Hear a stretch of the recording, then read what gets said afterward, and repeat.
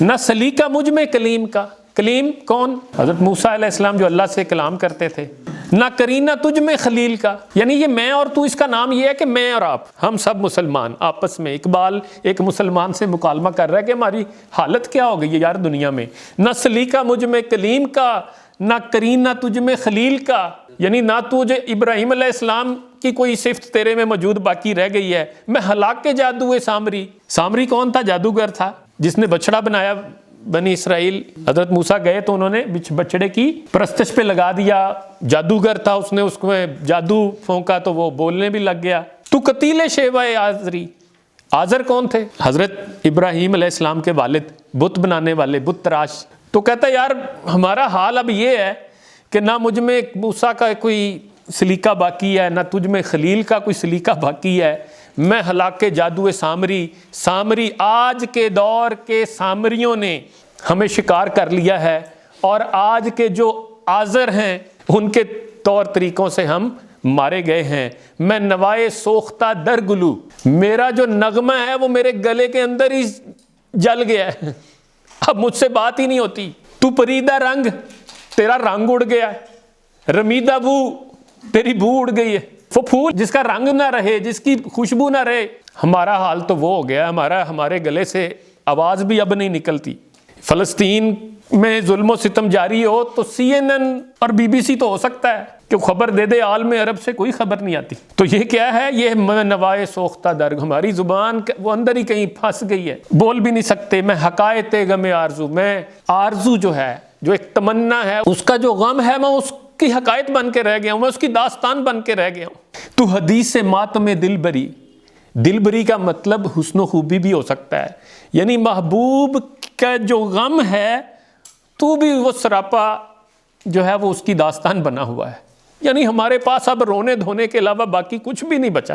میرا عیش غم، ہماری جو خوشیاں اصل میں تو اب غم، ظاہر ہے جو حالات ہیں پوری دنیا میں مسلمانوں کے، تو کیا ہم نے خوشیاں منانی؟ میرا عیش غم، میرا شہد سم، ہماری جو میٹھی چیز ہے وہ بھی شہد سم زہر بن گئی ہے۔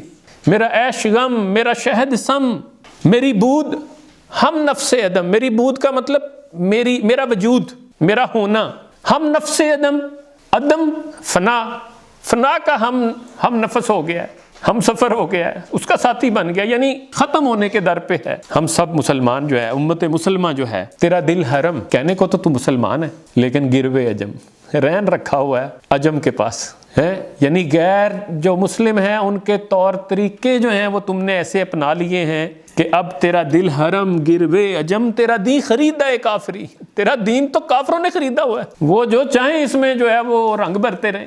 دم زندگی، زندگی کا دم، سانس چلنا یعنی زندگی۔ رم زندگی، رم کہتے ہیں تیز رفتاری کو، عاشق کو بھی کہتے ہیں، اس کے کئی معنی ہیں، محبوب کو کہتے ہیں، لیکن یہاں اس کا مطلب ہے وہ یہی ہے کہ جو زندگی کی تیز رفتاری، یعنی یہ زندگی تیزی سے ختم ہو رہی ہے۔ دم زندگی کہنے کو یہ زندگی ہے لیکن یہ بڑی تیزی سے ختم ہو رہی ہے۔ غم زندگی، سمے زندگی، زندگی کا جو غم ہے وہ زندگی کے لیے پھر سمے زندگی بھی ہے، زہر بھی ہے۔ تو تو نے زیادہ رونا پیٹنا نہیں ہے، زیادہ غم نہیں کرنے، یہ غم تجھے کھا جائیں گے۔ دم زندگی، رم زندگی، غم زندگی، سمے زندگی، غم رم نہ کر، یہ جو تیزی اس کی ختم ہو رہی ہے نا، زندگی موت کی طرف بڑھ رہی، اس کا غم نہ کر، سمے غم نہ کھا، غم کا زہر نہ کھا، کہ یہی ہے شان کلندری۔ تیری خاک میں ہے اگر شرر، تیری یہ جو خاکی پتلا ہے نا، اس کے اندر کوئی اگر چنگاری باقی ہے نا، تو پھر کہتا ہے خیال فقر و غنا نہ کر، پھر یہ تو غربت کا یا عمارت کا فکر نہ کر، تو اس کی یہ رونا نہ رو کہ پیسہ نہیں ہے جی، دولت نہیں ہے جی، غربت ہے جی، فقر و فاقہ ہے جی۔ تیری خاک میں ہے اگر شرر تو خیال فقر و غنا نہ کر، کہ جہاں میں نانے شعیر پر ہے مدار قوت حیدری۔ نانے شعیر حضرت علی کی طرف اشارہ ہے کہ وہ جو کی روٹی کھا کر خیبر فتح کرتے ہیں، تو جہاں میں نانے شعیر پر ہے، نانے شعیر یعنی جو کی روٹی، مدار قوت حیدری، کوئی ایسی طرز طواف تو مجھے اے چراغ حرم بتا، کہ تیرے پتنگ کو پھر عطا ہو وہی سرشتے سمندری۔ سمندر پتہ کس کو کہتے ہیں؟ سمندر ایک تو بحر کو بھی کہتے ہیں، سی کو بھی کہتے ہیں، لیکن سمندر جو ہے وہ ایک آگ کے کیڑے کو بھی کہتے ہیں، جو آگ میں ہی رہتا ہے اور آگ سے نکلے تو مر جاتا ہے۔ پھر ہمیں حرم کا کوئی ایسا طواف کا وہ طریقہ بتا دے کہ ہم پھر تیرے ہو جائیں۔ اصل میں جو سمجھاؤں اس کا تو اقبال کا مطلب یہاں یہ ہے، کوئی ایسی طرز طواف تو مجھے اے چراغ حرم بتا کہ تیرے پتنگ کو پھر عطا ہو وہی سرشتے سمندری، گلا جفائے وفا نما کہ حرم کو اہل حرم سے ہے۔ میں کہتا ہوں آج صحیح معنوں میں یہ اطلاق ہوتا ہے۔ آج جو سعودی عرب کے حالات ہم دیکھتے ہیں، جو خبریں سنتے ہیں اور پھر یہ شعر پڑھیں تو لگتا ہے کہ یہ تو جیسے آج ہی اقبال نے بات کی ہے کہ گلا جفائے وفا نما، یعنی وہ ایسی جفا جو لگتا یہ ہے وفا کے نام پہ کی جا رہی، یعنی لبادہ وفا کا کہ ہم تو جی بڑی ترقی کی طرف جا رہے ہیں، ہم تو جی امت کو اٹھانا چاہتے ہیں، لیکن اصل میں یہ جفا ہے۔ اندر کھاتے جو ہے وہ امت کا بیڑا غرق کیا جا رہا ہے۔ گلا جفائے وفا نما کہ حرم کو اہل حرم سے ہے، کسی بت کدے میں بیاں کروں تو کہے صنم بھی ہری ہری۔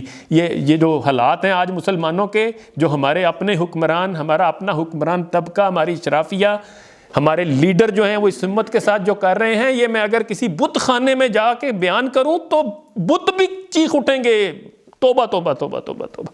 یہ کیسے مسلمان ہیں یار، یہ کیا کرتے پھر رہے ہیں؟ نہ ستیزہ گاہے جہاں نہیں، ستیزہ گاہ جنگ کا میدان، جہان کے جنگ کا میدان کوئی نئی چیز نہیں ہے۔ آپ سمجھتے ہیں کہ یہ کوئی نیکی اور برائی کی جو جنگ ہے یہ اب آج کھڑی ہوئی ہے۔ نہ ستیزہ گاہے جہاں نہیں، نہ حریف پنجہ، جو پنجوں سے لڑتے ہیں نا جب، تو وہ کہتا ہے یہ پنجوں سے یہ جو لڑائی ہے یہ کوئی نئی چیز نہیں ہے۔ نہ ستیزہ گاہے جہاں نہیں، نہ حریف پنجہ فگن نئے، وہی فطرت اسد اللہ۔ ایک طرف علی کے پیروکار ہوں گے اور دوسری طرف وہ مرحب اور اس کا بھائی انتر، دونوں یہودی سردار خیبر کے قلعے والے۔ تو ایک طرف مرحب کے لوگ ہوں، انتر کے پیروکار ہوں گے، ان کے نقش قدم پر چلنے والے ہوں گے، دوسرے ان سے لڑنے والے ہوں گے، حق کی راہ پہ چلنے والے ہوں گے۔ کرم اے شاہ عرب و عجم کہ کھڑے ہیں منتظر کرم۔ یہاں نبی کریم صلی اللہ علیہ وآلہ وسلم کو جو ہے وہ مخاطب ہوتے ہیں اقبال، کہتے ہیں کہ اے عرب و عجم کے شاہ، کرم اے شاہ عرب و عجم کہ کھڑے ہیں منتظر کرم، وہ گدا کہ تو نے عطا کیا ہے جنہیں دماغ سکندری۔ یا اللہ تو نے تو ہمیں جو ہے نا سکھایا تھا بڑا سوچنا، یہ پورب یہ پچھم چکوروں کی دنیا، میرا نیل گوں آسماں بے کرانا۔ ہمیں تو سکھایا گیا تھا کہ نہیں تیرا نشیمن کسر سلطانی کے گنبد پر، تو شاہی ہے بسیرا کر پہاڑوں کی چٹانوں پہ۔ وہ چیونٹی جو ہے نا اس کو کہتی ہے عقاب کو، میں پائمالو خارو پریشاں و درد مند، تیرا مقام کیوں ہے ستاروں سے بھی بلند۔ تو وہ آگے سے کہتا ہے تو رزق اپنا ڈھونڈتی ہے خاک راہ میں، میں نوح سپہر کو نہیں لاتا نگاہ میں۔ تو رزق کے چکر میں یہاں پڑی رہتی ہے مٹی میں، میں تو 9 آسمانوں کو بھی خاطر میں نہیں لاتا، میں اس سے آگے جانا چاہتا ہوں۔ اب آگے کیا ہے وہاں؟ اللہ کی ذات۔ میں جو ہے وہ اللہ کی ذات تک پہنچنا چاہتا ہوں، میں اللہ کے لیے کام کرنا چاہتا ہوں، میں اللہ کے لیے جینا چاہتا ہوں، میں اللہ کے لیے مرنا چاہتا ہوں۔ ان صلاتی و نسکی و محیایا و مماتی للہ رب العالمین۔